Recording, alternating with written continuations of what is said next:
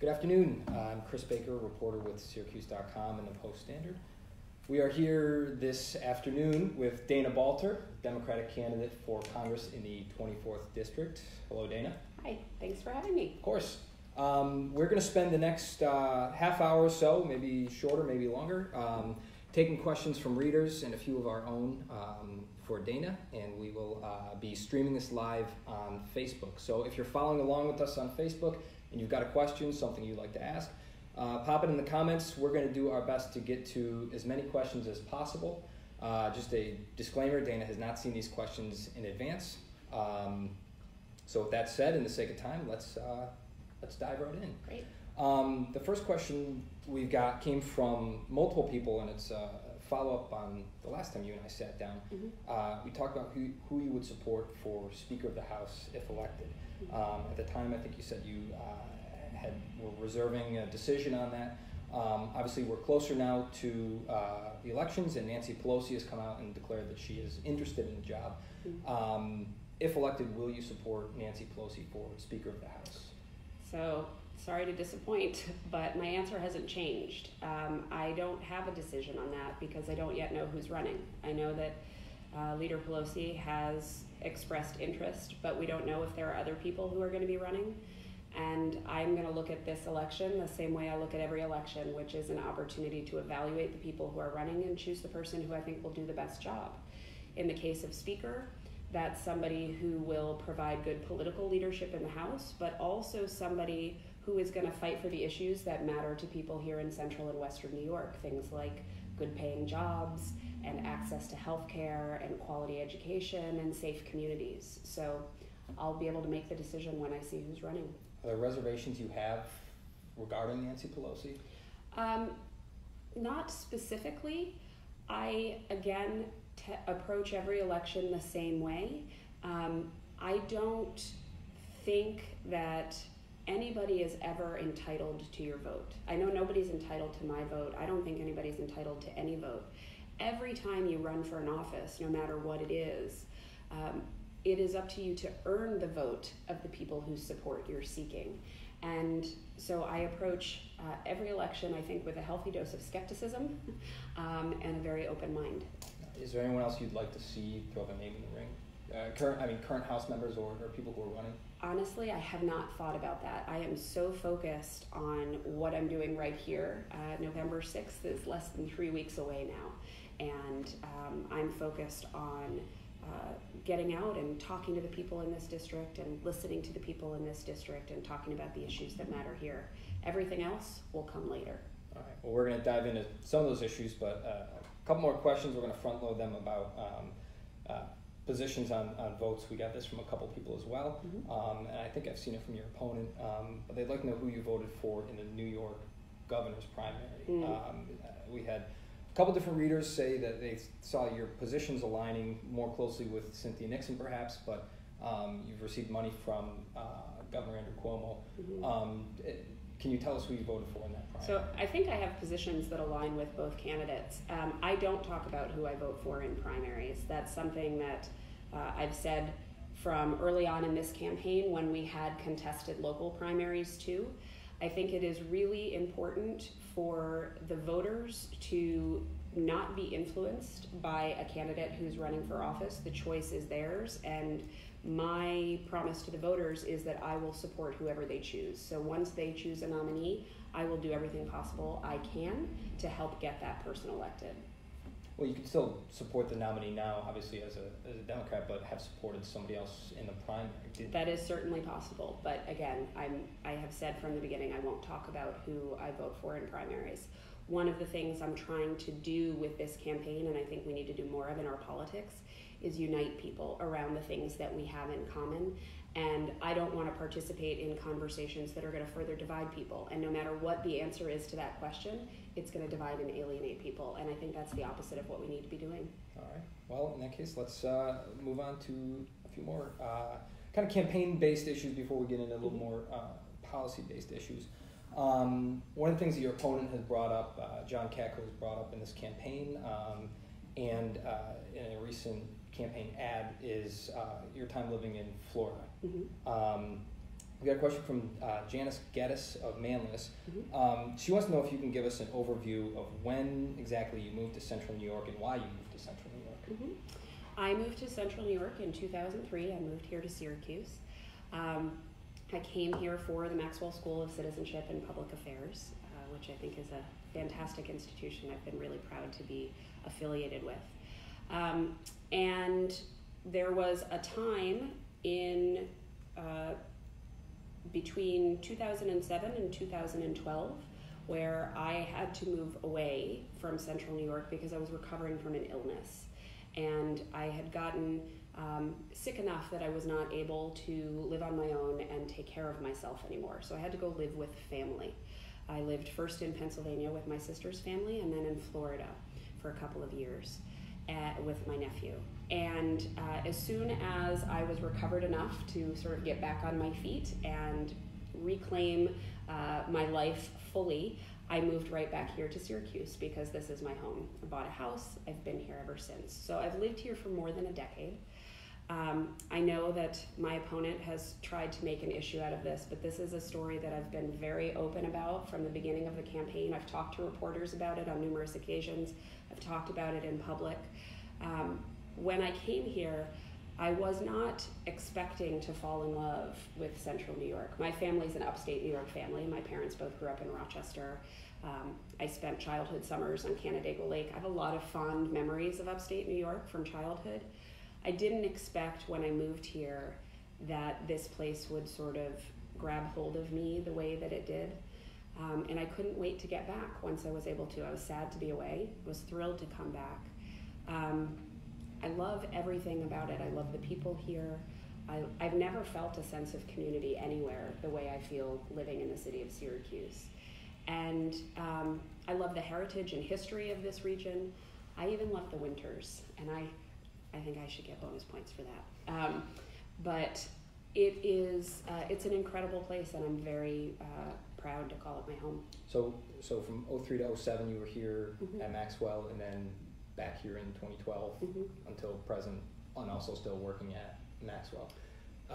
Can you just describe the nature of the job? We've heard this term visiting professor come up a lot. Again, what exactly does that title mean, and what exactly is your job at SU? Visiting professor is a non-tenure track position, and so it's a year-to-year contract. When you think about a tenure track professor, that's a longer-term contract, maybe 3 years, maybe 6 years, depending on the stage of your career. A visiting position just means it's year-to-year. And full-time? Yeah, it can be. So I taught all the way through the primary, maintained a full teaching schedule, which was very challenging to do while running for Congress.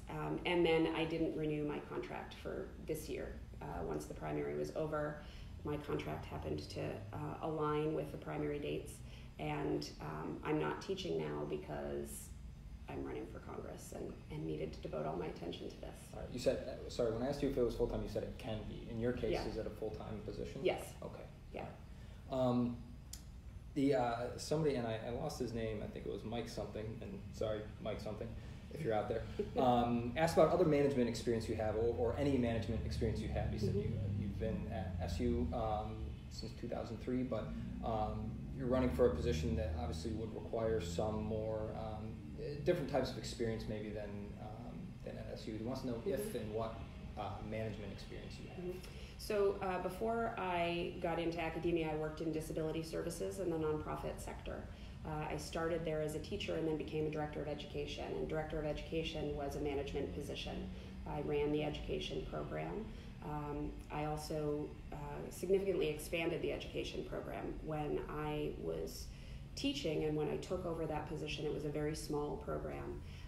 And part of what I did in management there was expand the curriculum, hired a lot of new teachers and instructors, so I supervised a staff. I also developed policies and procedures and wrote new curriculum and worked with state educational agencies for us to get and maintain our certifications, and so that whole position was management.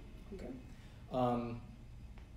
quick pause to do our little shout out here. We are live on Facebook with Dana Balter, who's the Democrat running for Congress in the 24th District. The election is November 6th, yes. Tuesday. We are less than 3 weeks out now. Dana's answering questions from you and from us about anything you'd like to ask about. So if you have a question, please put it in the comments. We'll do our best to get to as many as possible. Before we move on, I want to return to that ad from your opponent about Florida. I've got a question from one of your supporters in Oswego, Diane.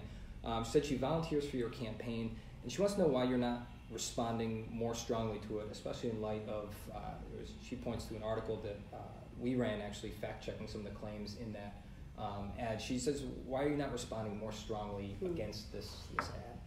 Well, I think both the Post-Standard and the Citizen did very good jobs fact-checking that ad. Both publications ran an article immediately upon the release of the ad, pointing out all of the misleading and false statements in it.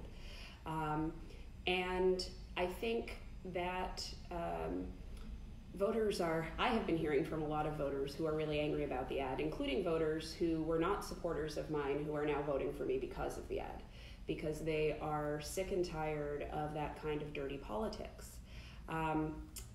I don't talk about it more because I don't need to. The truth speaks for itself. And because what John Katko is trying to do by running that ad is distract us from the things that really matter. He is putting out misleading information about me to try and scare people, to try and smear me as a person and ruin my credibility, because he doesn't want to talk about things like Social Security and Medicare and Medicaid, which are incredibly important to people all across this district, and which his party is trying to undermine and destroy. Just yesterday, he welcomed to the district Paul Ryan. They had a $1,000 a plate fundraiser together. Paul Ryan is the chief architect of the GOP's plan to slash funding for Medicare, Medicaid, and Social Security. John Katko doesn't want us to talk about that, so he tries to stir up controversy where there really isn't any to distract us from the issues that matter. And I would rather talk about the issues that really matter to Central and Western New Yorkers. Well, let's dive into those. Kathleen Bird of Oswego wants to talk about health care. Okay. I'm going to expand on her question a little bit. She said she wants you to explain your health care plan, and I'll give you a chance to do that in a minute. Well, actually, let's start with that, and then I've got a few follow-ups we can dive into. But if you just want to explain briefly, you've talked about this Medicare for All plan. Can you explain what that means? Yes. So we have a couple of really big problems with healthcare in this country. I see it all across our district. I hear from voters about it every day. The two big problems that we face are that not enough people have access to healthcare. There are too many people who can't get to see a doctor when they need to. And costs are out of control. So people are forced to make choices like, should I buy food or should I buy medicine? And I can give you a couple of examples of that I've heard from people as I'm out campaigning. I talked to a gentleman in Williamson who I was out there doing a town hall, and as I was on my way into the event, he was on his way out of the library where we were hosting it.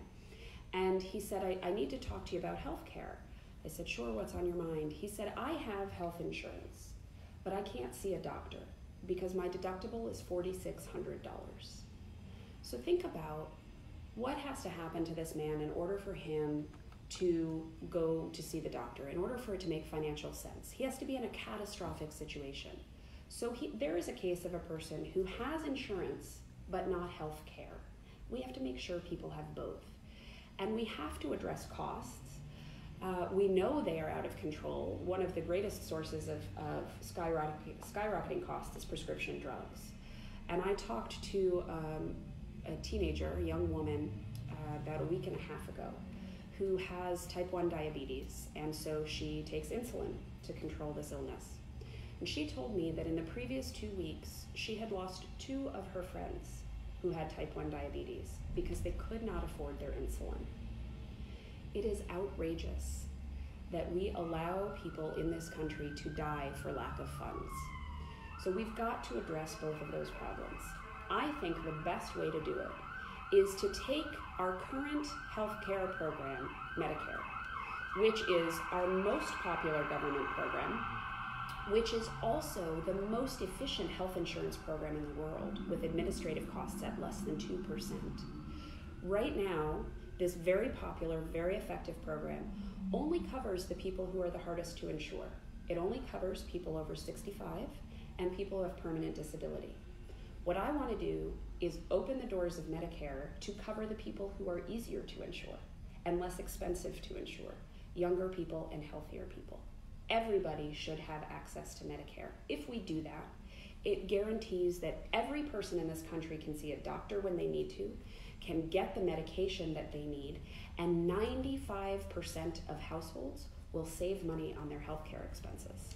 So, under this plan, would it be fair to say, what impact would this have on employee-based healthcare? Is that something you want to see go away entirely? No. So I have explained from the very first conversation that I've had about Medicare for All that I support a place for private insurance industry to remain, just like Medicare works now, right? Lots of people who have Medicare choose to buy supplemental plans. If you want something more than what Medicare gives you, there's a private insurance market to cater to you. It does not take away your choice. It doesn't force you into anything. All it does is guarantee that every person gets whatever we decide is the adequate level of coverage. Again, everybody gets to see a doctor. Everybody gets their medication. Nobody has to face bankruptcy. Nobody has to not take their children to the doctor so that they can afford to pay the electric bill. Private insurance is still there if you want it. So let's talk about costs for this, because obviously we need to pay for it if we're going to expand a program this large, but you're saying it would generate savings for the average family. What are those savings? Are there studies out there? Is there something you've seen that makes you think, okay, here's how much we have to raise revenue to pay for it versus here's what the average person is going to save? There are a lot of studies out there. And I'm happy to provide those. My website gives you a way to contact me. You can email in with questions, and I am happy to provide links to studies for anybody who'd like to take a look at them. There's a lot of great analysis and information out there, and I think we need to get the information out, because people who oppose this plan are working very hard to make us afraid of it. And they are telling us things that are just not true. So it's important that we get the facts out there. What we need to think about when we think about the costs for healthcare is how much healthcare costs our country. We spend tens of trillions of dollars on healthcare, right? What made big news recently was a study that was funded by the Koch brothers, right? A very conservative sort of perspective. And that study showed us that if we go to a Medicare for All system, we will save money over the course of 10 years as compared to our current healthcare system. And they showed that we would save over $2 trillion. So meaning the path that we're on right now, if we leave everything the way that it is, will cost us more than $2 trillion more than Medicare for All would over the same period of time. So we will realize large savings in the overall economy. But again, at the individual level, which is something that I really care about for Central and Western New Yorkers, what happens at the household? What happens to my budget, right? That's what most people are worried about. 95% of households will save money under a Medicare for All system. How much? Why? Here's why. It depends. The amount that you save depends entirely on your circumstances, right? Your income, the current plan you have, etc. But I'll use some round numbers to give you an example of what we're talking about. Under a Medicare for All, or under the current system, families are paying premiums, in some cases very, very high premiums, $20,000 a year for a family of four, right? The gentleman I talked to in Williamson had this deductible that was out of control, $4,600 deductible. So we've got premiums, we've got deductibles. Then we have the co-pays that you pay when you see the doctor. Then we have the prescription drug costs. Under a Medicare for All system, those out-of-pocket expenses come down drastically, in some cases disappear altogether. So the individual household will see tremendous savings. One study that I saw talked about the average household moving from $5,000 out of pocket on healthcare expenses to $500 out of pocket on healthcare expenses. And again, 95% of households will see a savings. The 5% who won't are folks at the top of the income scale who can afford to pay a little bit more. And you believe that out-of-pocket savings will outpace because obviously there needs to be revenue increase, which means higher tax. That savings addresses the increase in revenue needs. That is, we're talking about net savings. So you will end up with that money in your pocket. That's why it is the best way that we can do this. And one of the ways people might say, well, how does Medicare realize these savings? Where do the savings come from? I mentioned before how efficient it is, right? Under Medicare, we see less than 2% in administrative costs. That's the overhead costs. In the private insurance industry, overhead administrative costs range from 12% to 30%. It's because they're paying for a lot of things in there that we don't want our healthcare dollars to pay for. Salaries of CEOs, shareholder profits, advertising.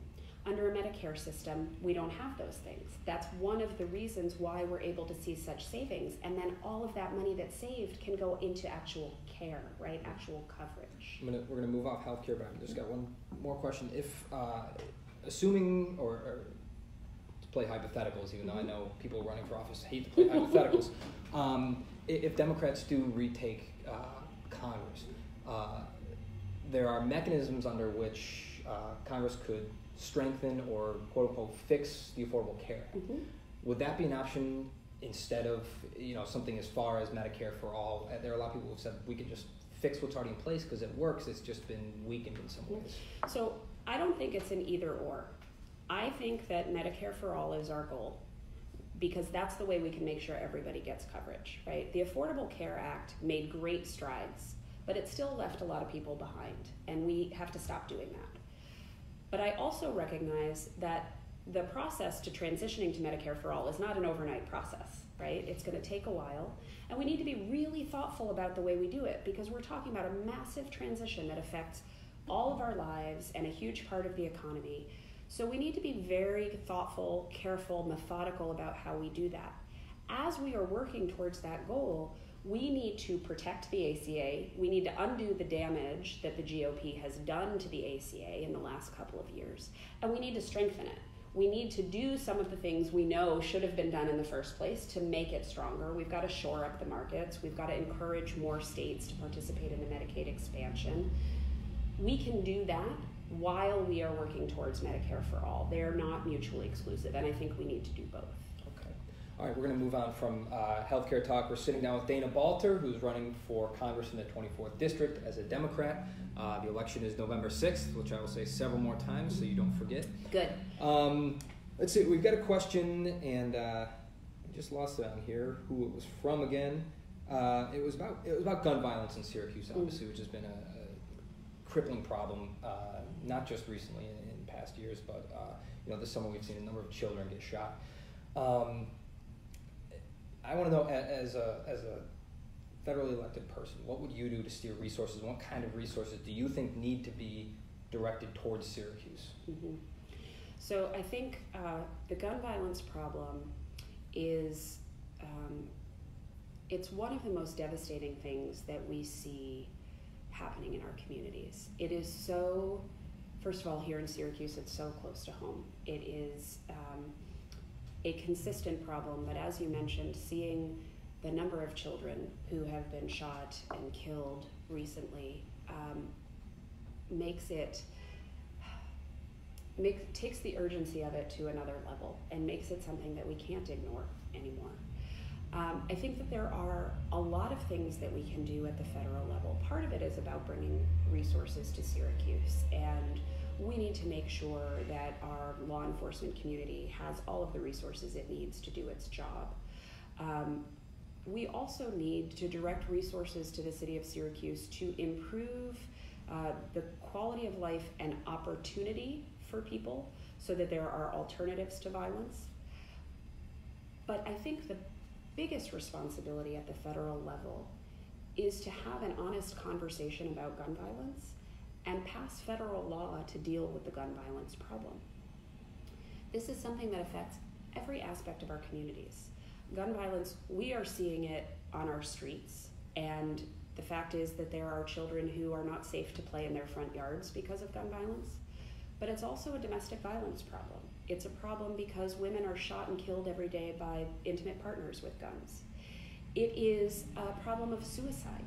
Most of our gun deaths in this country are suicides. It is a problem with school shootings, which the fact that we can talk about school shootings as an ongoing problem is in and of itself appalling. So we've got to deal with all of these things. And if we're going to be responsible about it, we need to have serious conversations about what we can do as legislators to fix this problem. And where we have to start is with universal background checks. 97% of Americans support this policy, and research tells us it reduces the incidence of gun violence. We have got to get it done. Nobody in this country should be able to buy a gun without a background check. That's how we keep guns out of the hands of people who can't be responsible gun owners, while still respecting the Second Amendment rights of law-abiding citizens to own their guns. I support the Second Amendment. We have a tradition in this country of gun ownership, and people who are responsible gun owners should be able to hunt and fish and protect their families. Nobody disputes that. That's not incompatible with common sense gun safety measures that are going to help keep our kids safe, and universal background checks is the place to start. Anything beyond that? I mean, I think obviously the problem in Syracuse, one of the problems is handguns that aren't, background checks might not necessarily stop these guns from being purchased on the street from wherever they're finding them. Is there anything stricter we can be doing or should be doing in Syracuse, do you think, to get guns off the street here? Well, I think that specifically what you're asking me about is a local law enforcement issue, and I am not going to presume to tell the local police how to do their jobs. But what I can do as a federal legislator is deal with federal legislation. And we have to focus on doing things that are going to keep guns out of the hands of people who cannot be responsible gun owners. It's why, for example, I am very upset with my congressman for being a co-sponsor of the Concealed Carry Reciprocity Act, which allows people who can carry concealed weapons in their home states with no requirement for background checks to bring those concealed weapons into New York State. Our own law enforcement community tells us that bill makes us less safe, and Congressman Katko not only voted for it, he co-sponsored it. That is taking us backwards and making us less safe. At the federal level, we need to be passing common sense gun safety measures to make our communities safer. I've got kind of a broader question, I guess. This comes from Megan Flanagan Sheehan on Facebook. She's looking at this national divide we're seeing between political parties and between people who subscribe to maybe different ideologies. What can be done by people like yourself and by elected officials to minimize this divide we're seeing between people in our nation? This is a really important question because it is, not only does it make it hard for us to get work done in government and in Congress, it is not good for us as a country. It's not good for us as people. We have a pretty toxic political environment. One of the things that I think we need to do is get better at listening to each other. What I see a lot is people very eager to tell you what they think and why they're right. And I see a lot less of people asking what you think and what you're concerned about. And that's been a really important part of my campaign as I travel around the district. I try to ask questions. Sometimes it's challenging because people have a lot of questions they want to ask me, which I'm always thrilled to answer. I can tell. Yes, we're seeing them today. And I'm always thrilled to answer. But it is equally as important for me to hear from you what you think and what you need. The job I'm asking for is to represent you. And I can't do that unless you tell me what are the challenges you're facing, what do you want your representative to do. So it's the back and forth and listening to each other. And what I have found over the course of this campaign, traveling the district in all different communities, talking to people of all political stripes, is that we all basically want the same things. We all want a good job so that we can keep a roof over our heads and build a better future for our kids. We all want those kids to go to good schools and be able to play in safe neighborhoods. And we all want to be able to see a doctor when we need to. it turns out we're not that different from each other.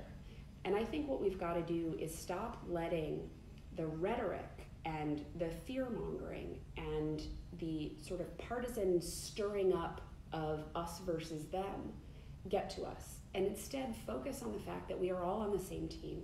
We are all Americans. We all want the same things, and we can achieve those things by working together. And I think that's the approach we need to take in our public discourse. That's the approach we need to take in Congress. It's the approach we need to take in our neighborhoods. As a congressperson, how would you take that approach with President Trump, who is, I would say, eager to stir things up? He is eager to stir things up, and I am perfectly happy to call him out when the things that he's stirring up are really dangerous or harmful. But that doesn't mean that I'm not also willing to work with him on areas where we have common ground. So again, I think the key to making progress is finding the places of common ground to work together.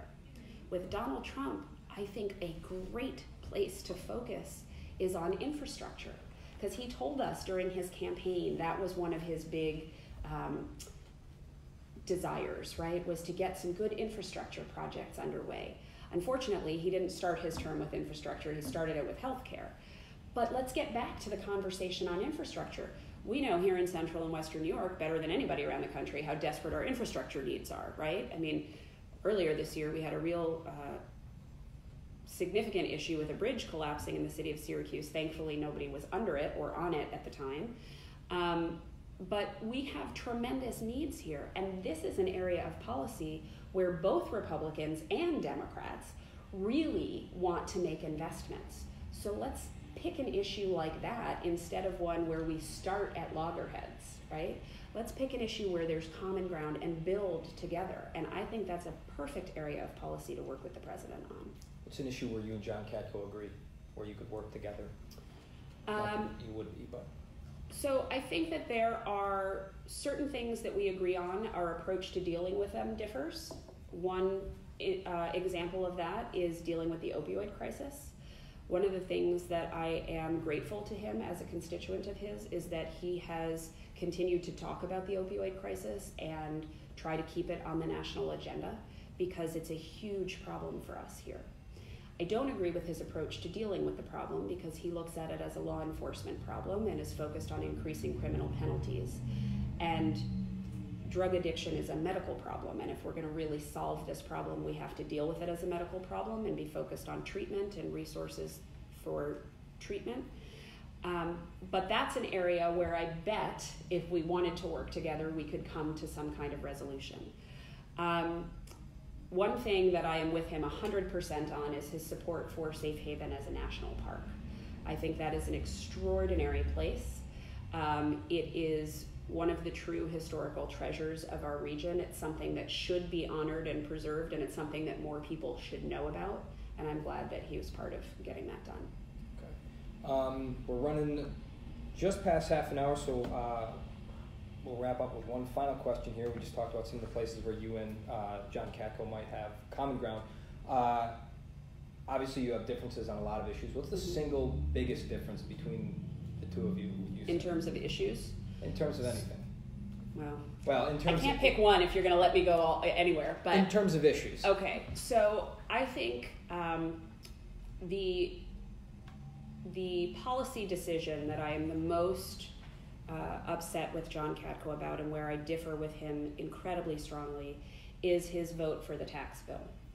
And there's really two components to it. It hurt us on taxes and it hurt us on health care. And that made it a doubly irresponsible vote. On taxes, he is, by voting for that bill and helping that bill pass the House, which gives the vast majority of the benefits to wealthy and large corporations, runs up the debt by almost $2 trillion to set up the GOP for slashing Medicare, Medicaid, and Social Security, which the GOP leadership in both houses of Congress has told us they want to do. That further increases economic inequality in this country, which is already near record highs, and it means that Congress is now going to go after the programs that everyday hardworking Central and Western New Yorkers depend on to make ends meet, to pay for those tax giveaways. Terrible on the tax side. On the healthcare side, it gutted the ACA, which is something he promised us he would not do unless there was a good replacement plan in place. That tax bill gutted the ACA, and as a result, our largest insurer has told us to expect premium increases of 39% next year, which means lots of people will no longer be able to afford their insurance, and those who can still afford it aren't going to be able to afford much else. That vote also set up this court case that we're seeing in Texas, where 20 GOP-led states are suing to have the rest of the ACA dismantled because of the provision that was repealed in the tax bill. That's what the case is based on. And as a result of his vote on that tax bill, we are now seeing threats to coverage for people with pre-existing conditions. We are seeing threats to your ability to stay on your parents' insurance till you're 26. We are seeing threats to a ban on discriminating against women and charging them more for health care just because they are women. We are seeing threats to a ban on lifetime caps, which means that babies who are born into a NICU are going to run out of insurance before they even make it home from the hospital once again. All of those threats are happening because of John Katko's vote on that tax bill. I think that single vote represents in its clearest form how much he is standing on the side of party leadership and corporate interests and not the side of Central and Western New Yorkers here at home. That's where our biggest difference is. And just so I can be clear on one point, though, you mentioned his promise not to repeal the ACA. Mm-hmm. He did not actually vote to repeal the ACA. I think that was, I understand your point about how the tax bill has damaged the ACA. Right. But that conversation, which I think I asked him about last year, was a specific vote to not repeal the ACA, which has not been repealed. Right. He voted against that, and he's very happy to wear that as a badge of independence from his party. But if we're going to have an honest conversation about what he's done on health care, that tax bill was a backdoor way to accomplish what the Republican health care bill didn't do. And for him to tell us that that doesn't count as a repeal vote or isn't in any way going back on his promise to protect the ACA unless there was a replacement is at best disingenuous. I'm going to follow with one last thing. I know we're going a little long, but just what would you say to, so we're talking about the tax bill here, and it has benefited people who make more money more than the lower income people, but it, in a lot of ways also has benefited middle class people who have seen an increase in their 401k, who've seen the tax go down. So it might be an unequal benefit for them, but it still is a benefit. How do you tell people who have said, my 401k is going off the charts this year, my taxes are down, I'm making a little bit more money. How do you tell them that this tax bill was bad for them? So I think when somebody sees more money in their paycheck, that's a good thing, no question. I want everybody to see more money in their paycheck when they are working hard and trying to make ends meet. We can't allow an extra $1.50 a week in the paycheck, as Paul Ryan pointed to, or even an extra $20 a week in a paycheck, dwarf the reality of the fact that the vast majority of benefits are going to people who don't need the help. And on top of that, it's ballooning the debt, which means all the programs that everybody who got $1.50 or $20 in their paycheck really needs are going to get cut. And if we look at what companies did with this money, right, the argument for giving the tax giveaways to the wealthy and to corporations is that that's going to make its way into the worker's pocket, right? You're going to make it easier for those companies to hire new people or pay better wages, which is what we want them to do. But that's not how it works. And all we have to do is look at what's actually happened to see that. These giant corporations got a huge windfall from this tax bill. And the GOP and John Katko and Paul Ryan and Mitch McConnell told us that they were going to pay us more as a result. But if we look at what they actually did, they took the vast majority of that money and used it for stock buybacks, which is just a way to make their shareholders wealthier. And they spent very, very little. I'm talking, in some cases, as little as 1% of the windfall on their employees. A perfect example of how this works is what Home Depot has done. Over a 2-year period, they spent I can't even remember how many $1 billion on stock buybacks to make their shareholders wealthier. If they had taken that money and invested it in employee salaries instead, that would have equaled an $18,000 a year raise for every single employee at Home Depot. That's the reality of what they're doing with this money. They are making the wealthy wealthier and trying to convince us that the extra $1.50 or the extra $20 is a fair trade-off for that. At the same time that our healthcare costs are going up, that they're going after Medicare, Medicaid, and Social Security, it just doesn't add up. All right, very good. Well, we're going to leave things there, and we're going to have a chance to talk more with both you and John Katko in our debate, I think a week from today? Yes. Maybe? Yes. Wednesday. So tune back in for that, and you'll get a chance to see Dana Balter and John Katko debate. We'll also have John Katko in here tomorrow for a similar Q&A. So tune back in to see him tomorrow afternoon. Dana Balter is running as a Democrat for Congress in the 24th District. She joined us here today to answer as many of your questions as possible. The election is November 6th. Get out and vote, and be sure to keep up with us. Dana, thanks for coming in today. Thank you so much for having me, and thanks for all your questions.